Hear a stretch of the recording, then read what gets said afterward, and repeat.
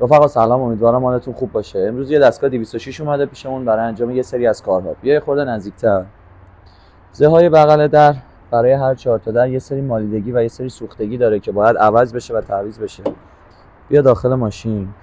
روکش صندلی‌ها برای هر 4 تا صندلی باید عوض بشه. یه سری پارگی و سوختگی‌ها داره. آفتابگیر سمت راننده آینه‌اش افتاده و باید تعویض بشه. بیا جلوی ماشین. جلو پنجره شکستگی داره، باید تعویض بشه. چراغ سمت چپ ماشین باید شفاف سازی بشه. آینه ها قابش یه سری مالیدگی و یه سری خوردگی ها داره، به خواسته خود مشتری باید تعویض بشه. و در نهایت هم این ماشین نیاز به یه احیای رنگ 3 مرحله‌ای و اجرای سرامیک 3 ساله. برای انگلیسیشون هم تموم شد. این چراغ سیم کشیش مشکل داشت. من حتما روشن کنم یه تست میگم ببینیم.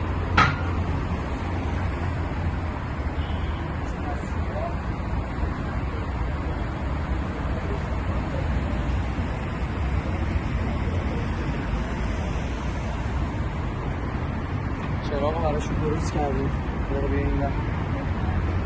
زهای بغل هر 4 طرف عوض شد، هر 4 تا در عوض کردیم. بیا داخل. توی صندلی ها عوض شد. آفتابگیر سمت راننده آینه شکسته عوض شد. ماچرگی چراغای جلو برطرف شد و یه دقیقه برو دم بلندی سمت راست.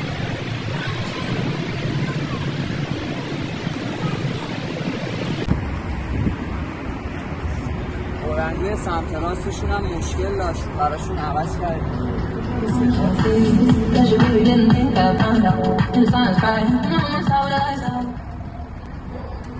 یه از جلو پنجره ماشین هم بگیم تعویض شد.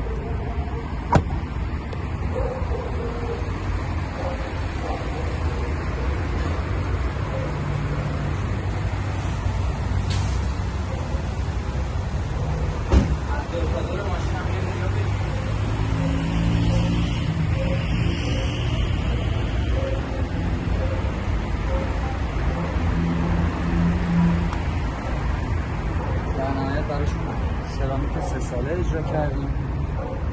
بلوک سومات دیزاین هایی که توی بازاره همین میگه دمتون گرم. مرسی که با هم بودید.